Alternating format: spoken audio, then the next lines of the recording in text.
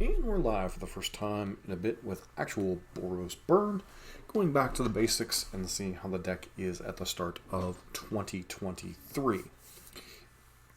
As far as the basics, this is what I consider probably the stock version of Burn at this point.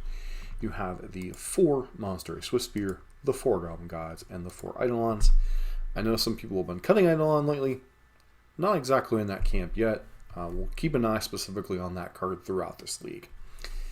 Beyond that, you have the 4 Lava Spike, the 4 Lightning Bolt, the 4 Searing Blaze, and Boros Charm, all kind of standard fare, along with the 4 copies of Rift Bolt and Skewer the Critics. 20 lands is generally the default with the list. I was messing with the Sekenzen some points last year. We're back to working on Fiery Islet, see how we feel about having the 5th Canopy land. And then, for the final 4 slots, 2 copies of Lightning Helix. Important for dealing with problematic things like Ragavan and such, although I know people like cutting against Ragavan, and helping in racing situations against decks like Burn, Zoo, etc. And then 2 copies of Skullcrack just to have some anti-life gain stuff in the main deck. 2 copies of Path, primarily here for things like Murktide and Ledger Shredder that grow out of hand, also for things like Fury out of Scam. Sanctifier and Vec. Less and less I'm liking this card, but it still has its places against Jund Creativity when they're on the Persist plan, against the Scam deck, against Dredge. Reanimator still has some spots where it's very good. A little bit low on it in the matchups like Murktide and the Burn Mirror, as it really doesn't serve a whole lot of purpose in those matchups anymore. But still a card that's pretty reasonable on the sideboard. Roiling Vortex, anti-life gain tech, anti-cascade tech, you know, if your opponent's casting free spells. Also good against the Breach decks, as they're casting a lot of copies of either Mox Amber or copies of Mishra's Bauble in order to either recoup cards or to mill themselves out with Grounding Breach. 2 copies of Deflecting Palm, good against Big Dumb Idiots, Death Shadows. Don't bring it in against Murktide as much anymore, but still a card you can potentially bring in that matchup. But anything where your opponent's going to deal you a bunch of damage with one source, pretty good card to have. Smashes and Wear Tears, primarily here for Hammer Time or any other Urza Saga nonsense. You know, decks like Affinity and such, decks like the Hardened Scales, which pops up every now and again. And also nice to have outs to things like Chalice of the Void or decks like Eldrazi Tron and Green Tron. That said, let's get into some matches and get this party started. Alright, we are back for match numero 1 on the play against Kev 23. Well, we wanted to see how Eidolon is in this meta. I suppose this is a good hand to do it. Eidolon. I didn't know I was going for 3 of a kind. Not aces, so you're not guaranteed to win, but maybe we'll run into something like Storm, a deck I have actually run into recently playing some other decks. So let's see. Opponent reveals Ensnaring Bridge, so probably up against some type of Thopter combo deck. So, go to combat. Blooming Marsh and Snaring Bridge. Okay. Drown in the Lock. Okay, we're up against some interesting cards. Opponent has a Fatal Push, presumably, here. Opponent plays nothing. Okay. They play Urza's Saga. We say go. They say Saga. They say go. Okay, so they are casting Spellskite. Good to know.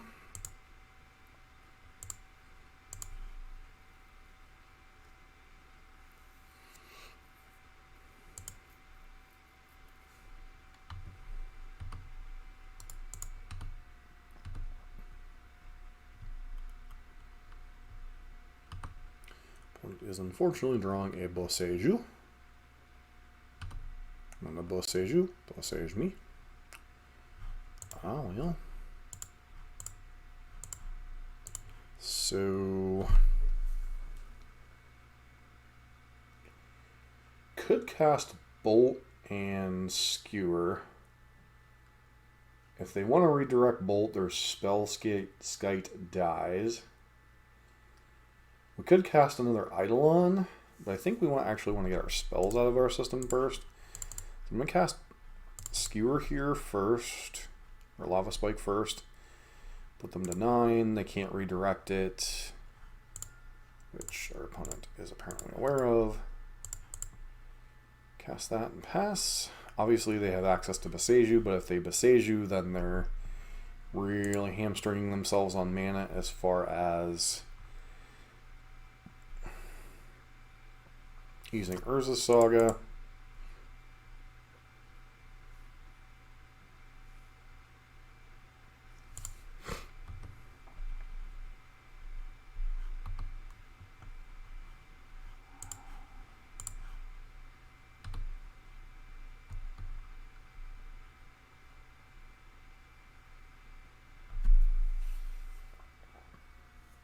Don't just let that happen. Interesting. See what they do post. Trigger that. They could make a construct and block, which looks like what they're gonna do.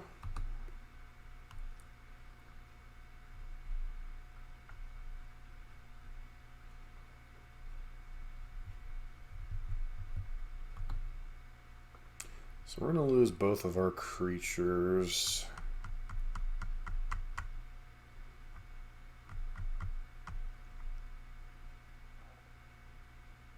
Well, we're losing one creature. We're not doing them any damage. Presume you want to block Eidolon, right? Yep, but killing Eidolon, and they're just taking 2. Interesting. I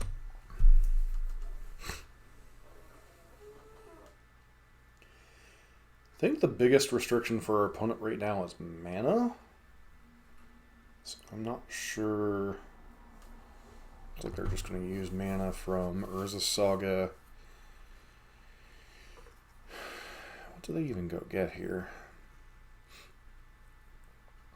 Haywire Might. Okay. Boseiju. Boseiju me. Grab a basic.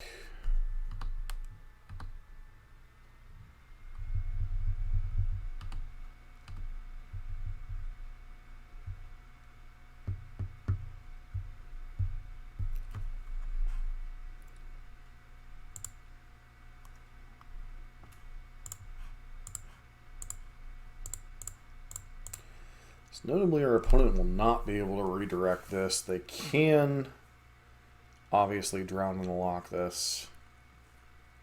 But unfortunately, with us having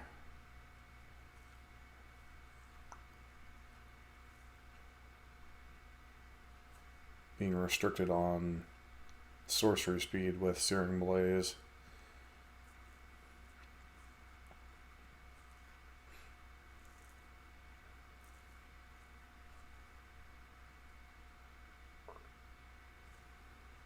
so they have Drown in the Lock, Ensnaring Bridge, and Abrupt Decay in hand. So sure, they Drown in the Lock here. Bolt their face. I'll redirect it to Spellskite, go to 2. Because 2 is slightly better than 1.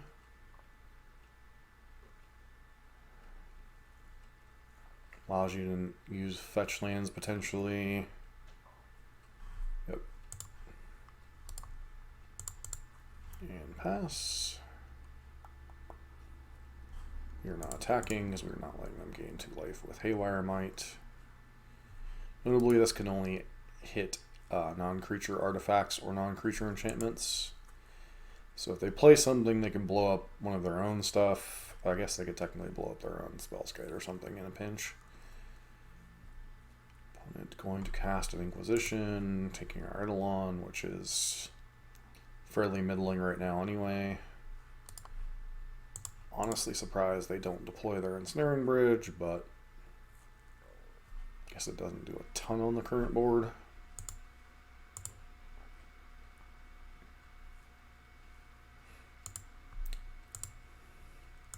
See if they sacrifice their peat land here.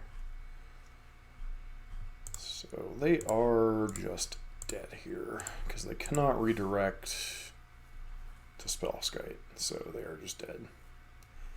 They can Haywire Might, go to 4. I guess they could have, I don't even know. So we definitely want Wear Tear and Smash. Problem is the rest of our opponent's deck is kind of a mystery.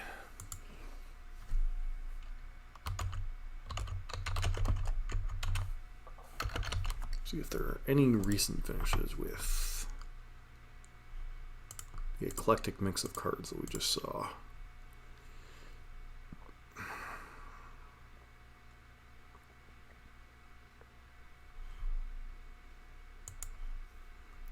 Feels like it's like a Thopter deck, but I haven't seen any with Abzan.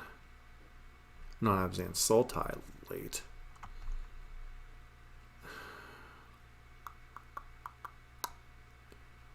So paths just don't make a ton of sense. Vortex is certainly a card we could consider, but I think it may just be as simple as those 4 out, those 4 in. Although there is definitely some consideration for Roiling Vortex. So, wait and see.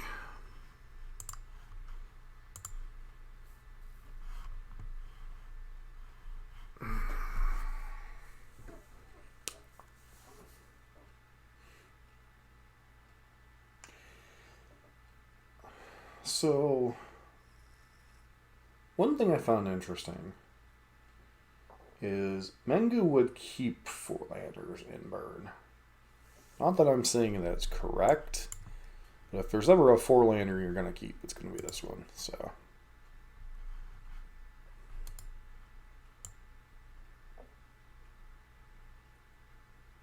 opponent is mulliganing to 6.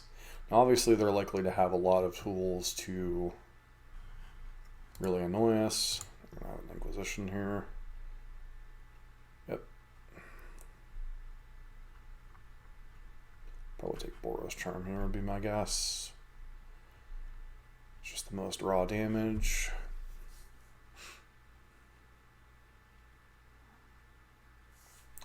Alright, well, I'm glad we drew Smash to Smithereens after they Inquisitioned us.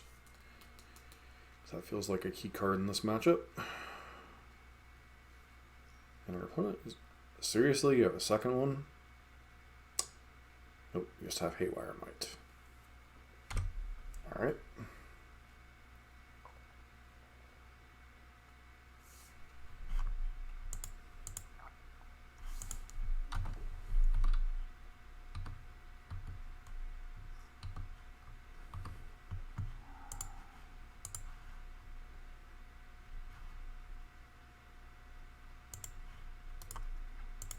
Easily have played one of our Canopy lands. We did give a little bit of information away here, but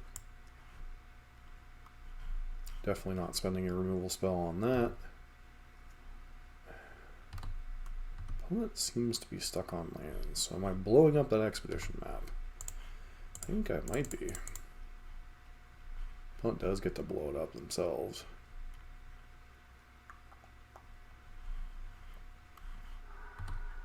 They just let it go. Let it go, let it go. We just keeping drawing lands, let it go.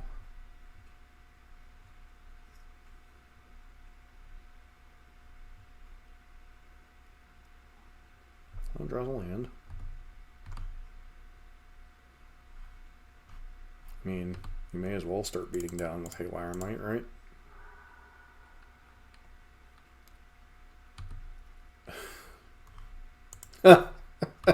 can't make this stuff up.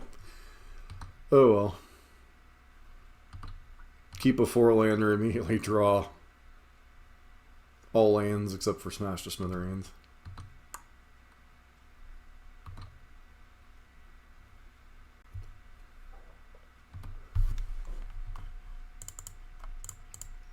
Well, understands their role quite well. I'm impressed. Alright, well. Maybe we'll draw enough spells in the meantime.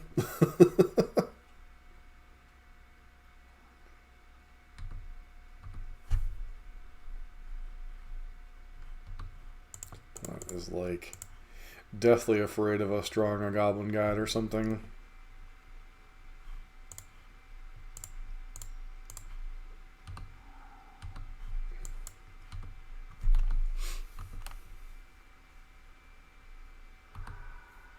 Goes to 13. They're not deploying anything, so it's a good chance most of these are counter spells in their hand.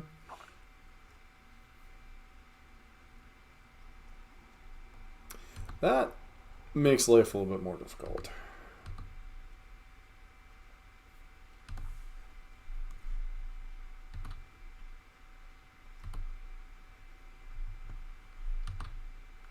Because that is finally a clock that we will have to respect.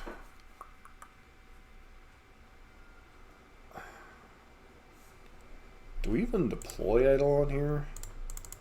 I mean, I guess we do. I suppose they're also sitting on removal spells, so I'm presuming this is just going to get drowned and locked or something. But if it resolves, they at least take 2 damage. Because we are never attacking with it.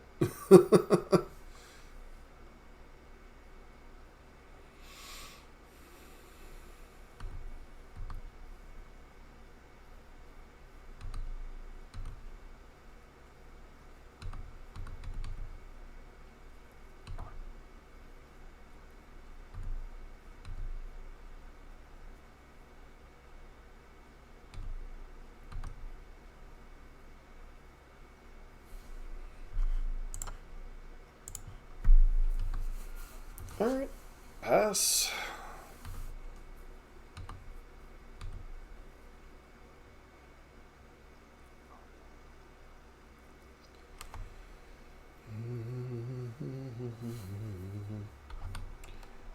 Let that resolve.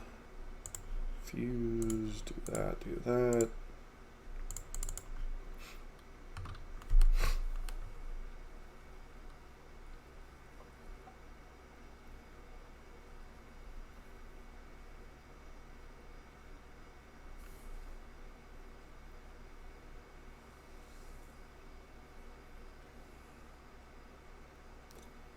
Opponent, if they have a drawn lock,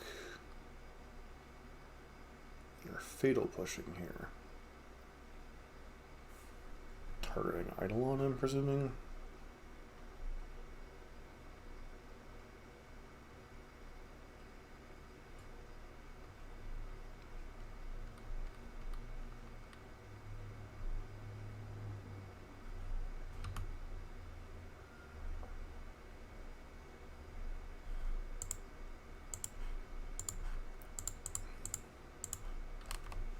Casting Boros Charm here as opposed to... Obviously they can gain some life here. Or cast Drown the Lock. But either way I want to force them if they're going to counter this to take damage. Or if they're going to counter the Wear Tear to take damage. So... Could be correct to have led on Skullcrack here instead of Boros Charm. But...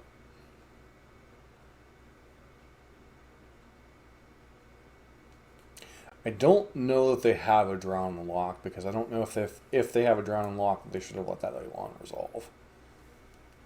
Because it's guaranteed to deal them some amount of damage.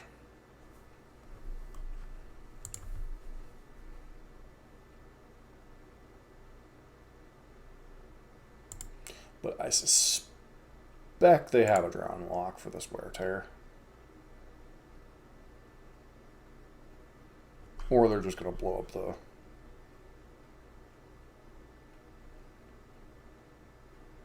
Go to 6.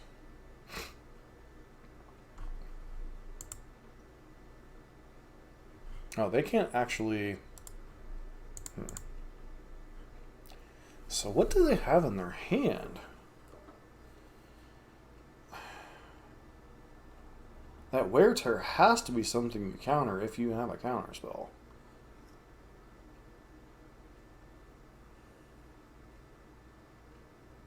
Her hand is a mystery, that is for sure.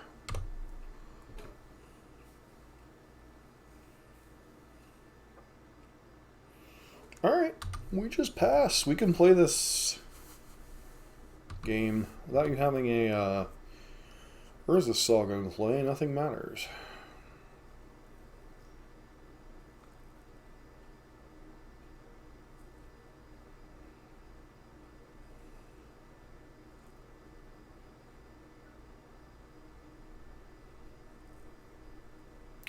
Turn the Earth. Well, start by casting Skullcrack. That is an interesting one. Paying costs. You have Logic Knot in your deck? That'd be a pretty...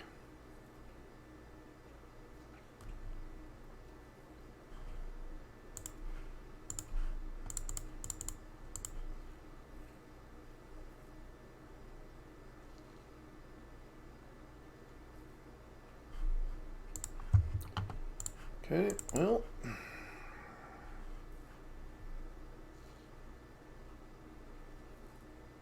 Still not entirely sure what your deck does, but you're dead anyway, so... Merry Christmas. Alright, we're facing up against Baby Bop, who is on the play. We have a 3-lander with 1 creature. Seems like a good hand. Gigantha, not sure what it could be. So...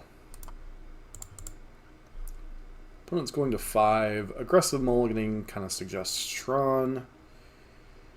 And Goblin Guide 2, 4, 8. It's going to be a close one on the draw if they have a good Tron draw. If they are even on Tron. They are not on Tron, so maybe Rhinos? Question mark? Gigantha. Could be Zoo, I suppose.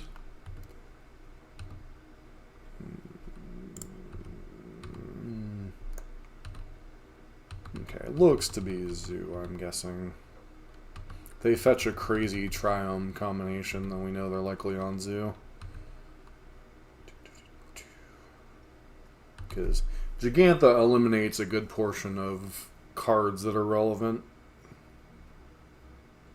But the downside of Zoo is their mana base does tend to deal them quite a bit of damage. Like, they're going to be going to 14 here, most likely.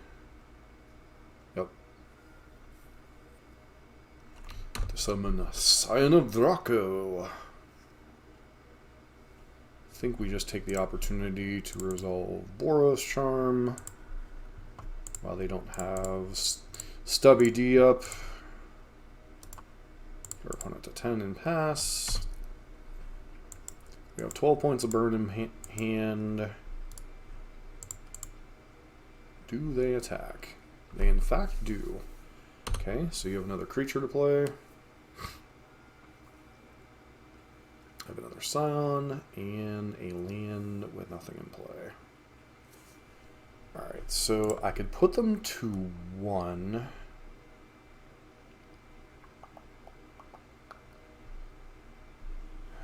I think we just take the opportunity to gain some life, put them to 4. Now we have ways of fighting through Dramoka's command, perhaps?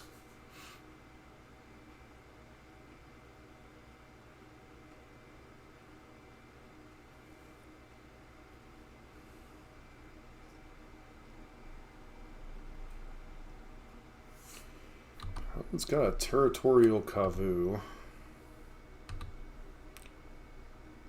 So we could be dead next turn. And we might have to fight through a Stubborn Denial here. Okay, that should be enough to kill them. So, start by casting Skullcrack. And cast a Bolt. Opponent has their Stub ED. Nope, opponent just has nothing.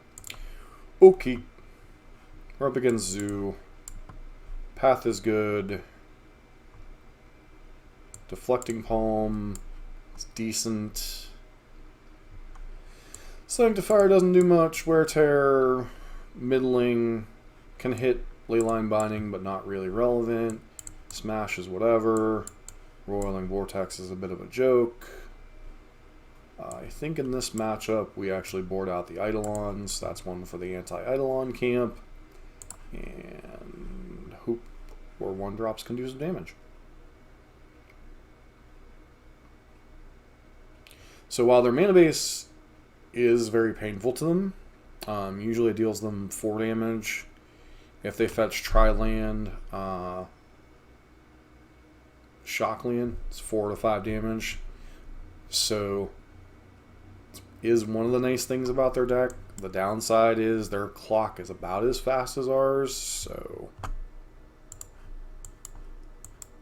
it is going to 5. We have double GG plus. We have pressure plus removal spell for their first creature. Hopefully they don't lead on Ragavan. Okay, so lead on that. This Goblin Guide's quite likely to die, but you know. They're drawing a Tarmogoofy. We deal them on 2 damage. Actually, they're going to fetch away the Tarmagoof. So, looks like they're on Tarmogoyf, Territorial Kavu, Scion. They may not have...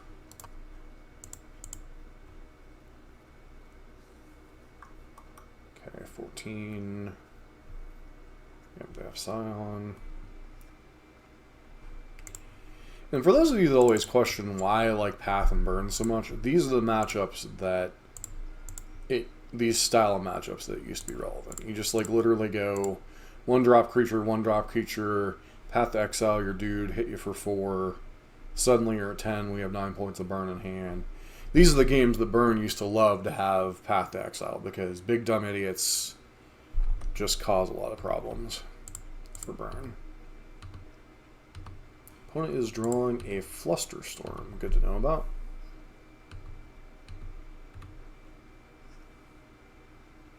Can somewhat be played around. Okay, opponent's got another Scion.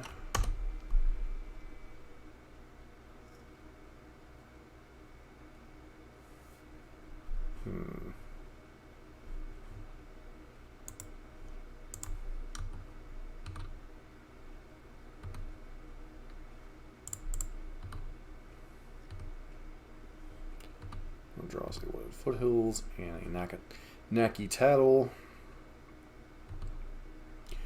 Awkward part for them is to cast the Nakatl, they actually have to put their shields down on a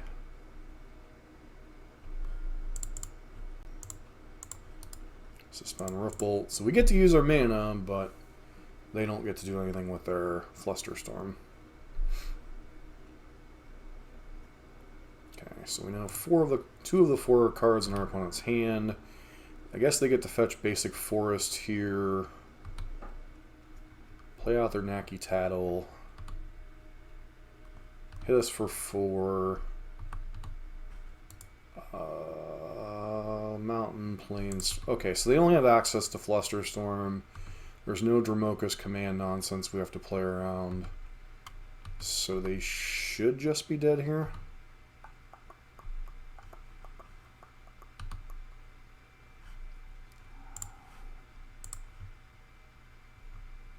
It goes to 1. They might Flusterstorm this. Yeah, whatever. Doesn't really matter.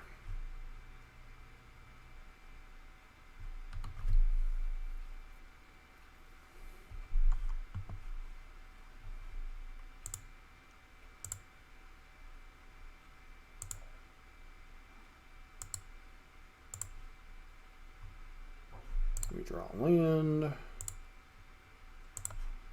We play Searing Blaze. We play Lava Spike, and you're dead. Quick 2-0. Nice start. All right, back for match number 3 against Hermano Hero. Or Herman Hero. Not out of church. Herman Hero. To our opponent, good luck. You're on the play. Middling burn hand. No one-drop creature, but we have Lava Spike and Eidolon. So once again, we kind of get to test the Eidolon stuff out, see if it's relevant. So, opponent is mulliganing to 6. Do I hear 5? 5. Huh? Oh.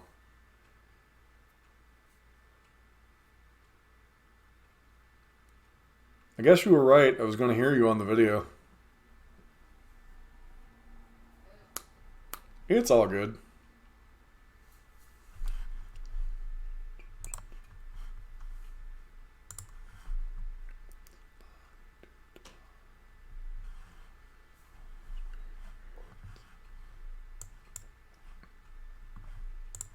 Opponent must have had a hard decision. So here, against an unknown opponent, we could fetch basic mountain, lava spike them. Prefer to have my mana intact in case I start flooding a little bit and need to cash in my Sunbaked Canyon at some point. So while we're taking a little bit more damage, is this going to be a burn mirror? No. Looks like we're going to get scammed. Indeed. We are getting scammed. Oh.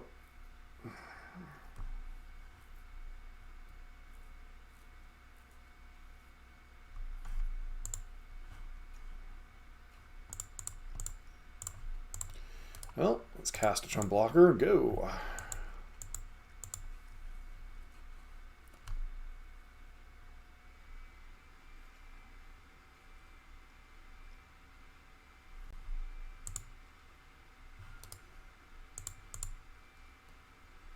Alright, so we're taking a hit for 8. And guess we cast a Goblin Guide. And if they have another removal spell, we're dead.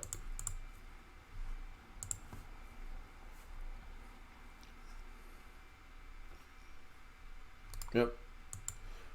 Kind of hard to beat that draw out of them, unfortunately. So we want the Path to Exiles, and we want the 3 Sanctifier in Vec.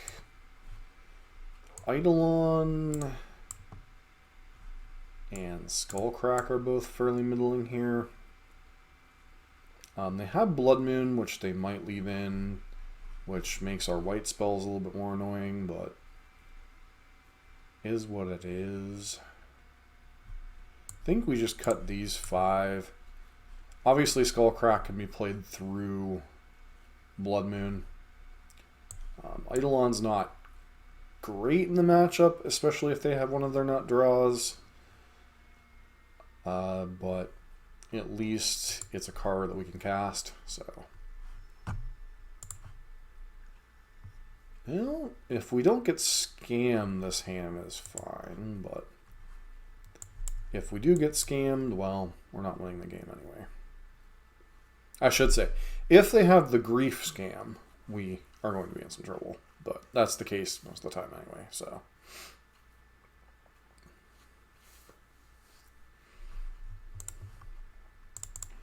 If their opener is just like Ragavan Go, this hand has the potential to be quite good against them.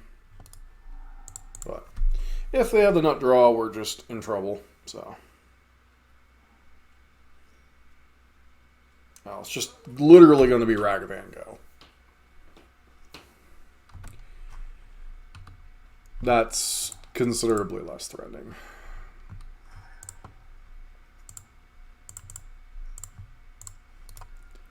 Protection from your deck unless you have a Edict effect. Go.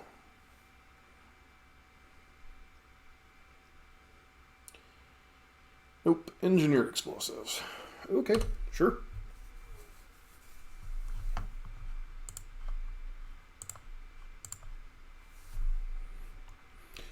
I'm just going to hold up Boros Charm because, you know, if we play a game of chicken where you have to hold up 2 mana, I think I'm winning that game.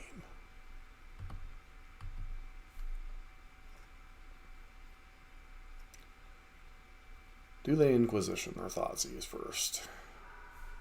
They do not. Okay, permanents you control gain indestructibility.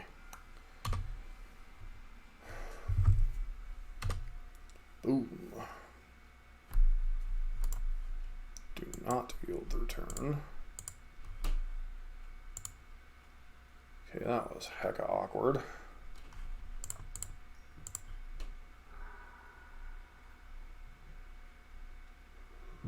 Almost skipped through my turn.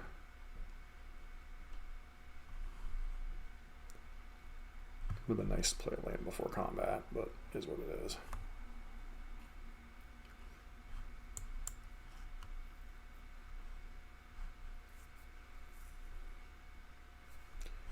Alright, with a path in the bullet chamber, I think we're just going to go ahead and fire off this bolt.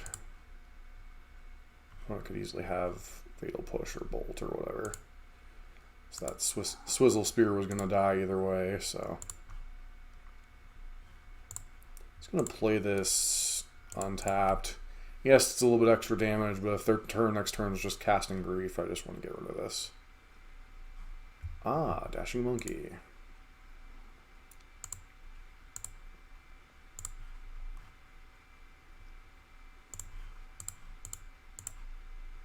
Path, no monkey for you.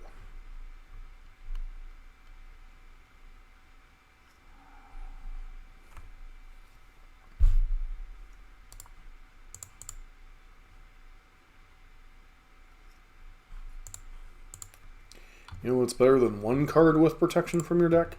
2 cards with protection for your deck.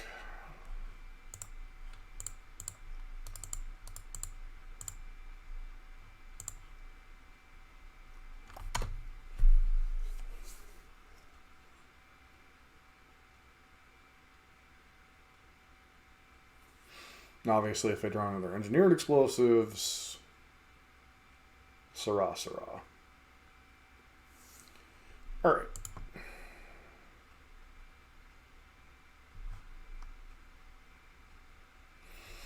Still don't think I bring in Smash to Smithereens or any nonsense like that. And if they have their nut draws, they have their nut draws. It's kind of whatever.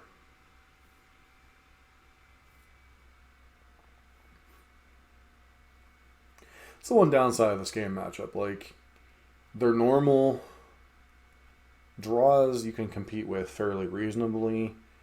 Their scam draws, you just get blown out.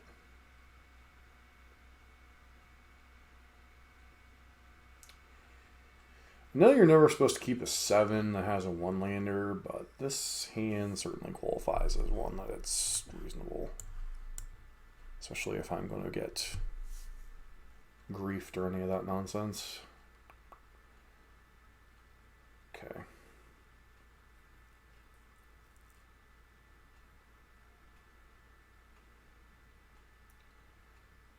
Turn 1. Land. We're not getting scammed.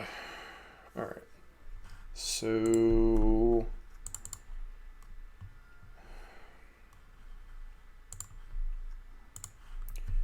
decision time. We can either cast Goblin Guide into what might be a Bolt or Fatal Push, or we can cast Lava Spike or Rift Bolt. I think I'm inclined to cast Rift Bolt, and I mean, obviously there's a chance they could have no removal spells on the mulligan, but...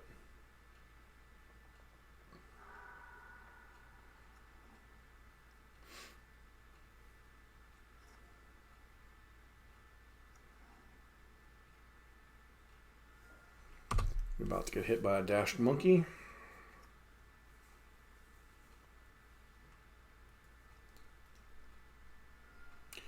They kept in Night's Whisper against Burn.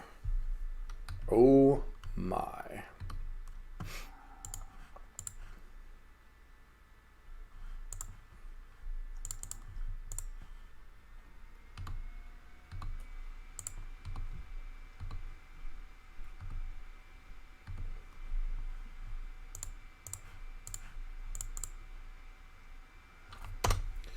Alright. Opponent could have... Okay, they have Dothy Voidwalker into what? Thoughtseize? Nothing. Okay. That's a rough one.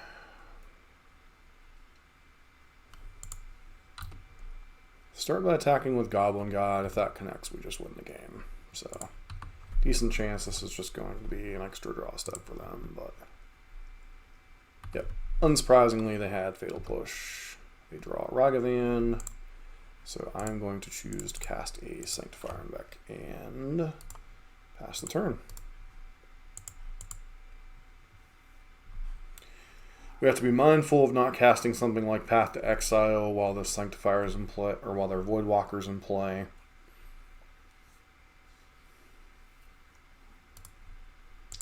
I have a feeling, though, this is just going to be a Grief.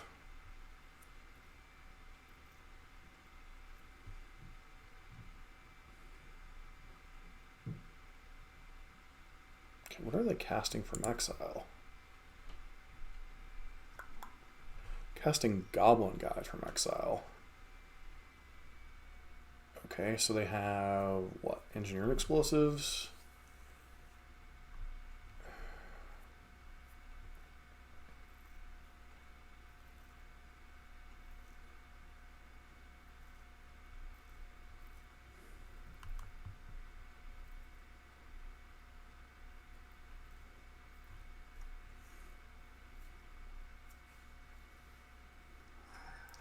I don't understand casting Goblin Guide there at all.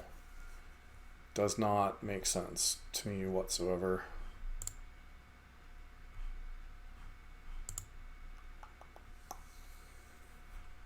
Alright, I think we'll just hold up Lava Spike. We know one of their cards in hand is Monkey. Yeah, let them dash the Monkey. Go to combat. Trigger Goblin Guide. Path Exile.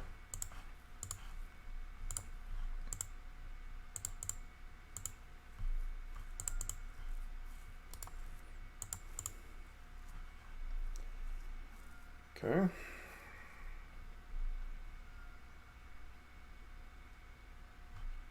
So our opponent did not scam us. So I'm going to spike you.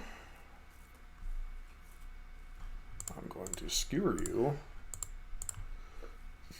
And hope the game is over. The game, in fact, is over.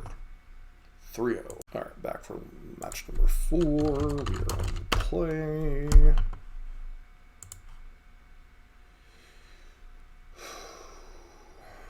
Opponent reveals a Kahira. So either control or elementals. This hand just gets them dead, so I think we're going to play Hand of Get Them Dead. Let's leave it on Basic Mountain. We could thin our deck a little bit, but...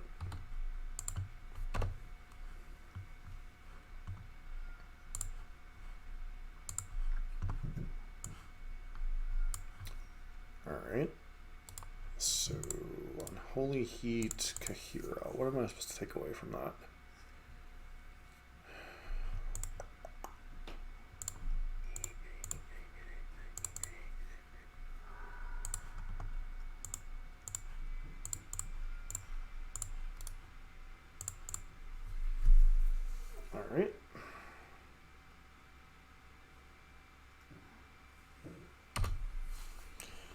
passes.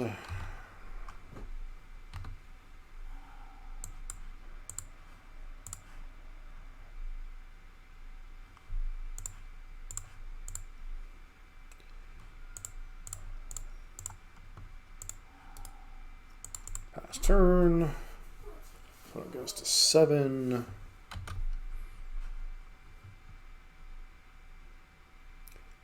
Feel like they might be on rhinos, perhaps.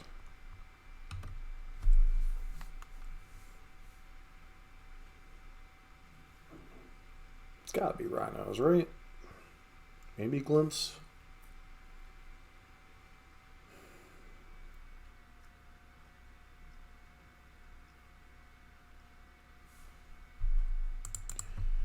Alright, so they get us with the Riftbolt, unfortunately.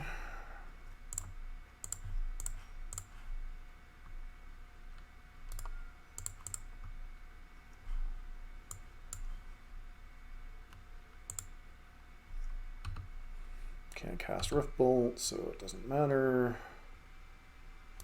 Immediately draw a land. Okay.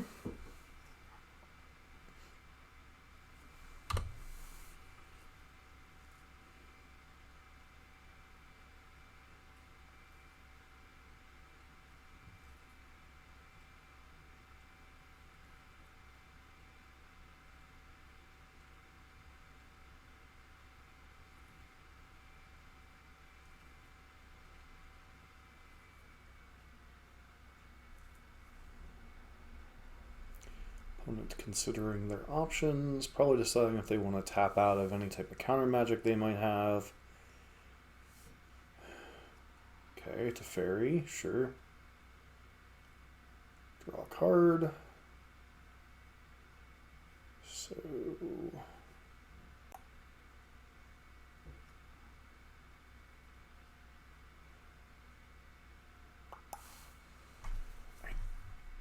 don't know there's any reason to play a land before playing this. So, alright.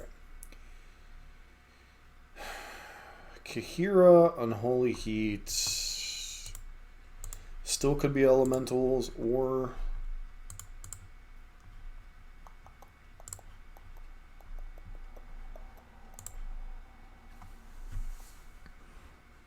against Dawson James. So they cannot have Ragavan in their deck because of Kahira. So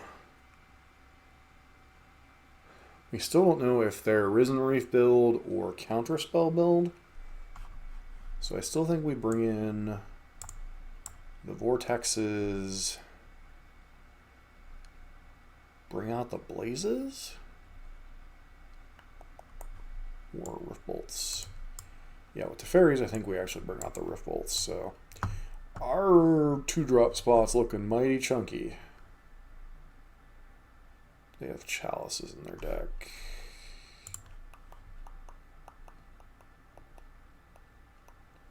They show us Unholy Heat, so I'm not really willing to play around Chalice game 2.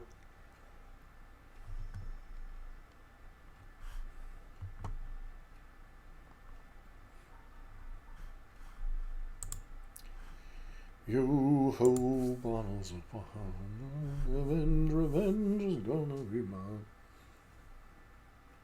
Alright, perfectly reasonable opener. Although we are really glutted on 2-drops that I was kind of afraid of. But hopefully our opponent doesn't have something like Leyline they're mulliganing to.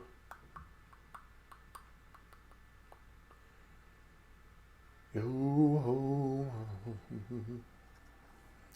Revenge, revenge, revenge is gonna be mine. I guess their best opener for that deck would be 2 Rans, run in 6, some arbitrarily meaningful card. Something like Omnath, perhaps. Certainly an opener you could mulligan to. Prismatic Ending, sure. Did you keep a 1-lander? You did. Okay. Searing Blaze is looking kind of embarrassing, but this Whirling Vortex is going to put you on a clock.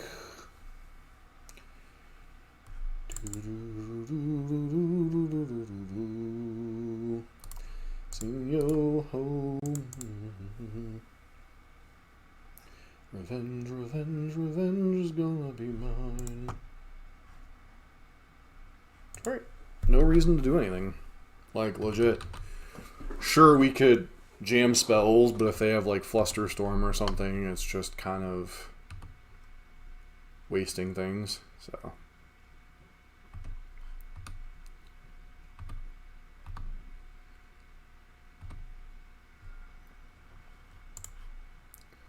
Pass turn.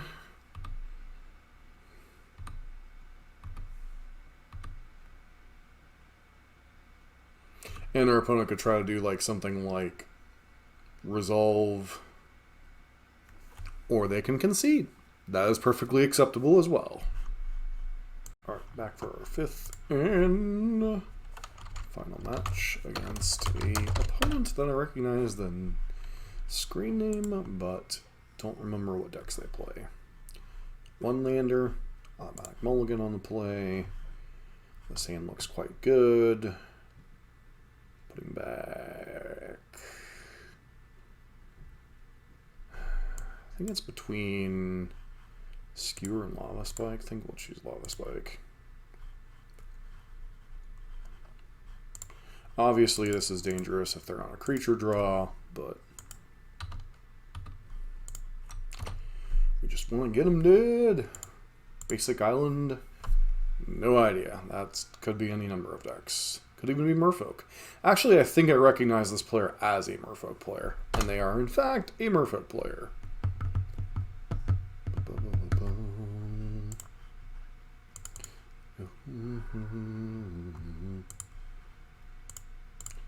Possibly should have fetched a Sacred Foundry there in case we get our white source stolen, or not stolen, turned into an island. So opponent, they don't play a ton of 1-drops. They could have Curse Catcher or whatever. They're gonna have Merfolk Trickster, which is annoying, but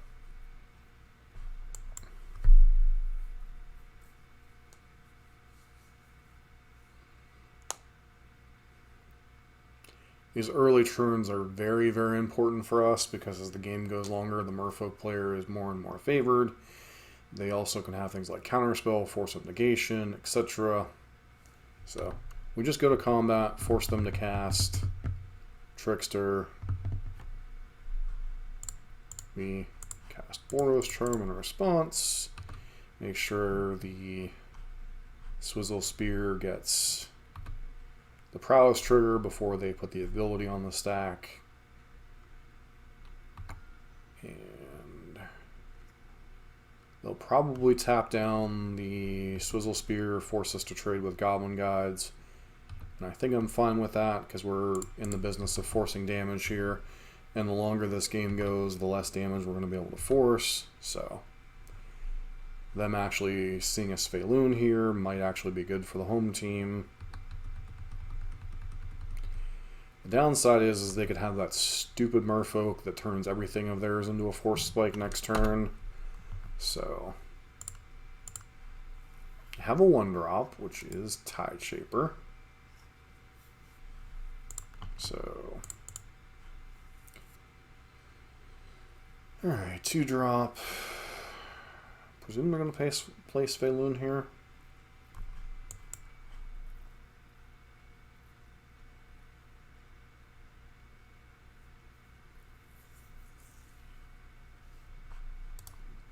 It's a 3/4. Other Merfolk have Ward.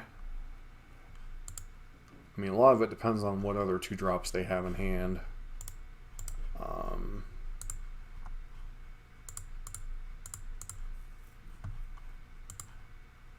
So I think the only one that I remotely care about is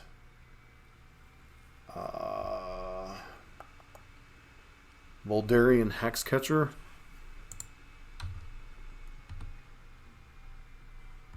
They actually considering attacking?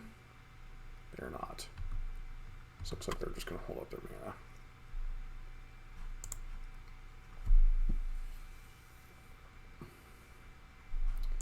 So I think what I do is I Lava Spike here, force them to tap low.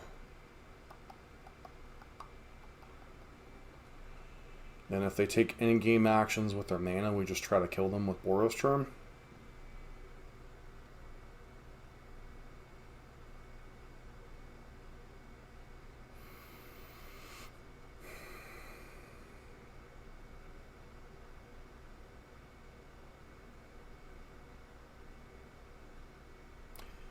Feel my heart beating a little bit faster here.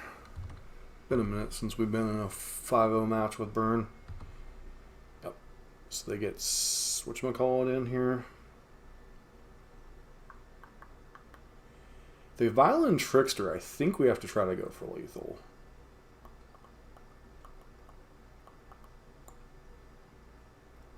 Yeah, they have Trickster, which is fine.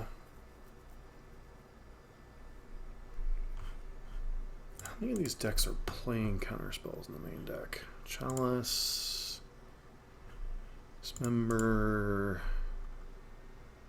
So Thunderbrow is playing Force of Negation. But I think we just, once again, continue to force the action.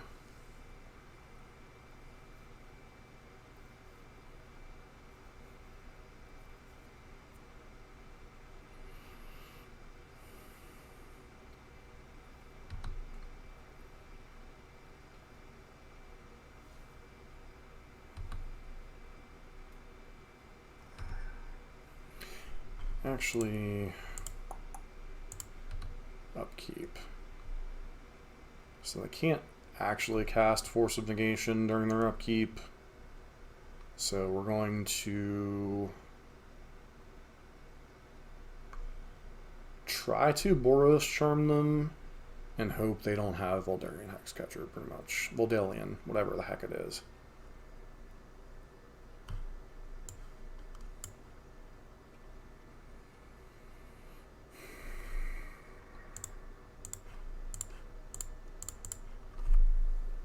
Alright.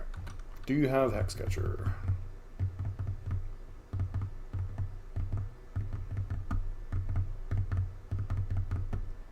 Looks like unfortunately they do.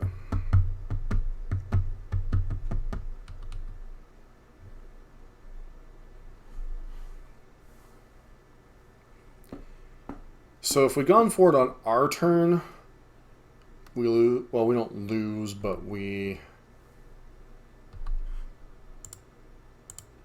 can't play around Force of Negation. If we go for it on their turn, obviously we lose to Hexcatcher. So the problem is we don't know if they have negation or not. So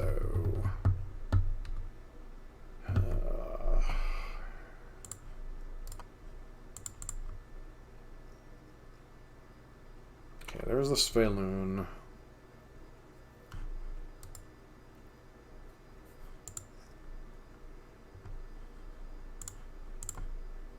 But no decent chance that we've lost.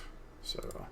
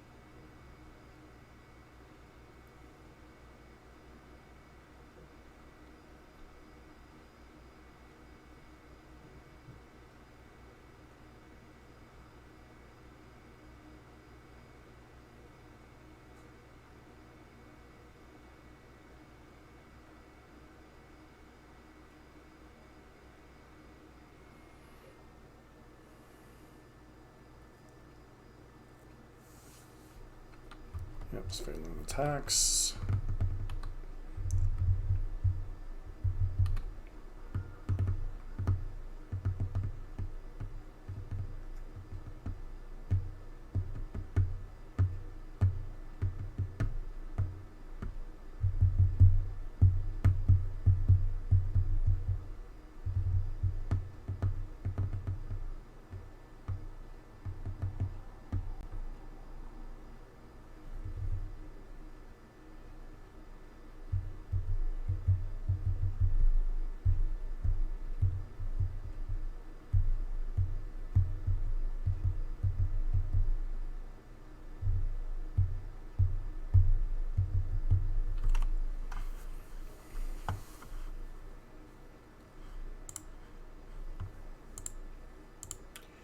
Pass.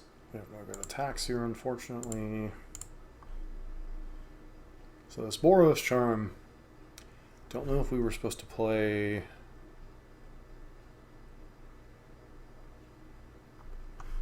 So difficult. Oh, it has flash anyway, so none of that mattered. Never mind, because they could have flashed this in at any time. So our play choice really only mattered to playing around force of negation, basically.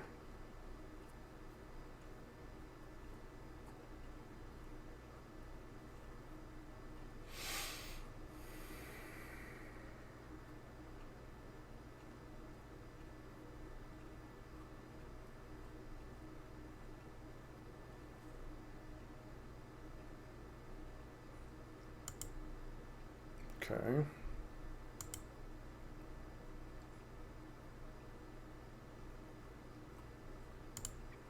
Who's trying to shorten the game without leaving themselves too vulnerable?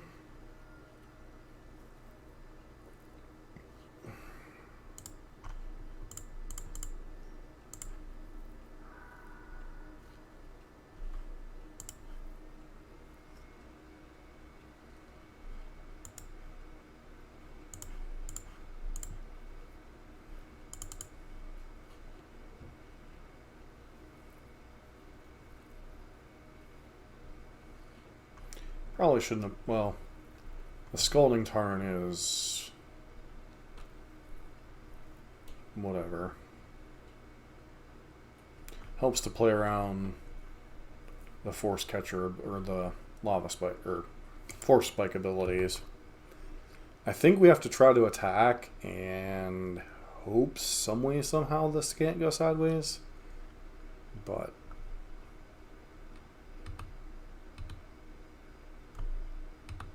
looks like they have yet another Trickster. Yep. Alright. Nothing we could do there. So Eidolon is pretty actively terrible against Merfolk. Path XL is acceptable, not great. Smash is... A lot of it depends on what camp Lord Mahaish is in, but it minimum hits Ether Vial and secondarily hits Chalice if they bring that in, which, considering our curve is a good bit 1-drops, theirs isn't, and they have Cavern, is relevant enough to not want to bring an Eidolon or leave Eidolon in. And Eidolons you don't want to leave in against Ether Vial decks. So this hand is very, very painful, but it is the kind of start we need. So hopefully we'll get a little bit more lucky this game.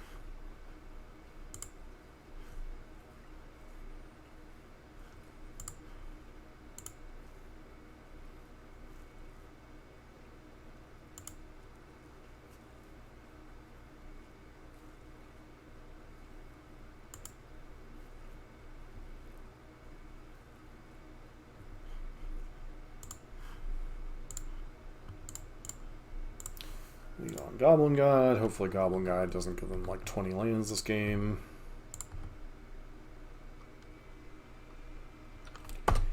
and immediately gives them an island.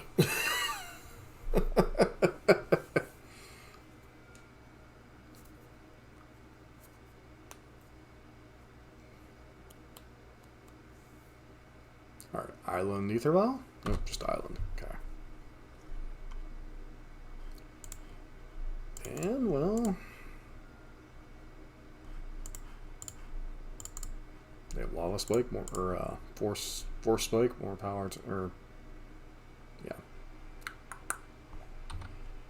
Flusterstorm is the card I was thinking of. They could have Spell Pierce. The annoying part is, I think their deck actually gets better with the Misstep card that's getting printed. That's a card that, another card that Burn just sits there and goes, yeah, that's not good for the home team. Do they take a turn off to play Ether Vial? That is interesting.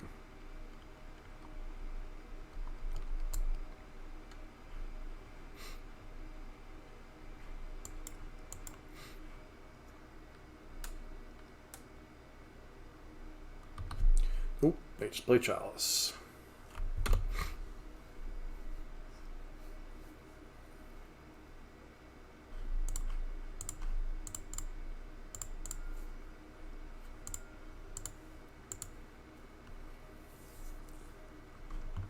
Okay, opponent is expending resources, which is fine. We're going to have another Force of Negation next turn, which is annoying.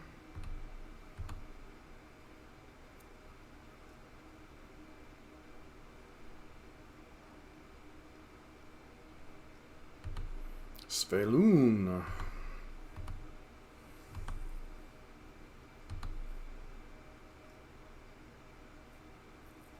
So we know their hand is Force of Negation, Ether Vial, one unknown.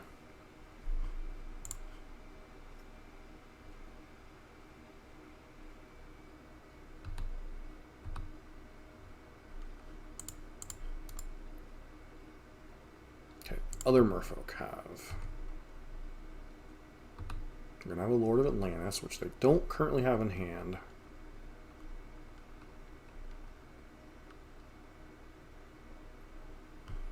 Block here, or block there. Block here, block there. Block here, block there. Block here, block there. Block here, block there.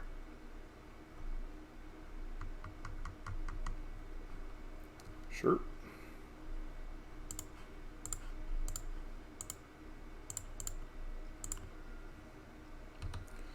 Do you have the force of pitch, the force of pitch, the force of pitch?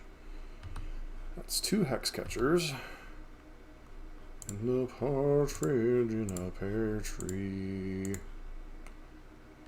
The problem now is it's gonna be difficult to close the game. Because I can't cast 1-drops. And they have an Ether Vial and a Lord of Atlantis in hand. So I think they should attack with Svelun, draw a card. Because I think as it stands now, there is certain draws that kill them, like Boros Charm. And we just continue to deal ourselves a boatload of damage.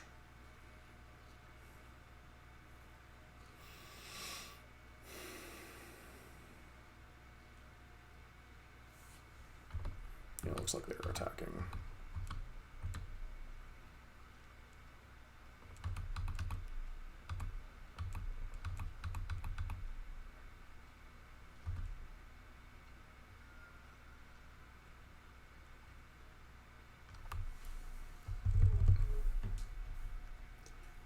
Say, cast Harbinger of the Ties. That one is exceedingly annoying.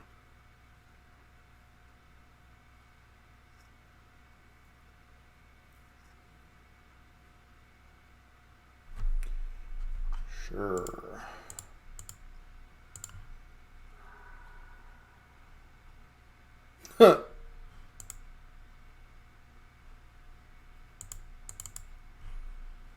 And we're dead.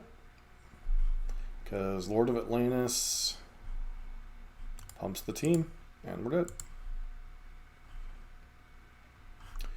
Unfortunate ending to that league, but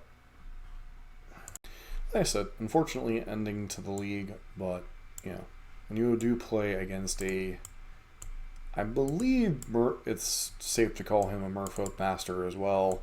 I believe every time I've played against that player, he's been on Merfolk, and it's like a deck he's been playing, he or she has been playing for quite some time. So one of the better showings we had for Burn. We beat 3 different tier decks under different circumstances. I mean, we beat Scam, we beat Zoo, and we beat presumably 4-color Omnath. 5-color Omnath, whatever it was. Pretty solid showing. Losing to Merfolk. Merfolk's always historically been a close matchup if the Merfolk pilot is any good, and the new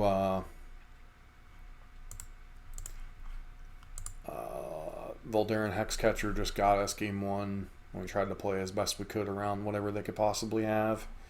Play around Force of Negation, we lose to Voldaren Hexcatcher, or no, we didn't lose to Voldaren Hexcatcher, but it took away our lethal burn spell, and then we just didn't draw anything relevant, so... And once again, you know, I always joke about Sunbaked Canyon, Fiery Islet being relevant.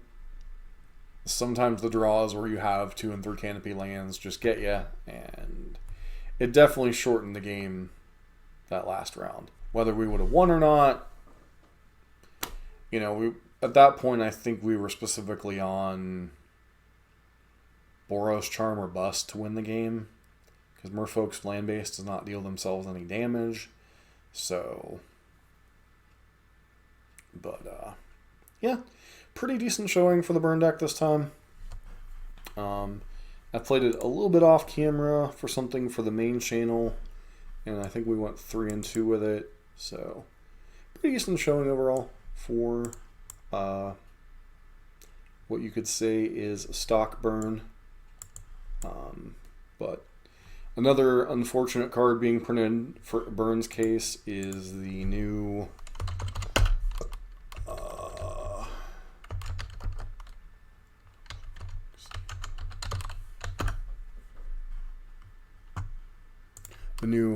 Minor Misstep.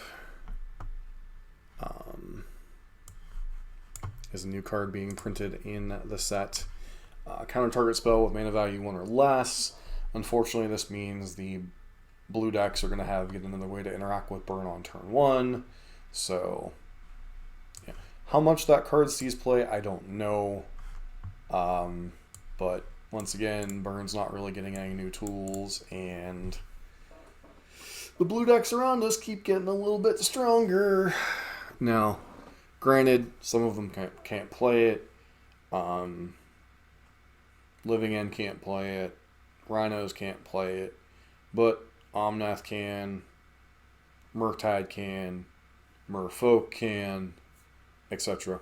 So, Burn's in a weird place in the meta still. It's definitely a deck that can do well, but you have to play tight and get some breaks.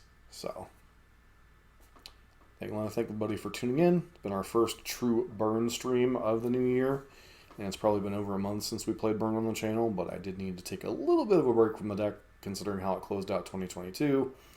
But pretty solid start for 2023 so far, and hope to continue that trend moving forward. And I hope everybody has a great night. This has been John for MTG Nexus. Don't forget to like, comment, subscribe on the YouTubes, and give us a follow over here on Twitch so you can catch us when we go live every Sunday night, approximately 7:30 Eastern Standard Time. See ya.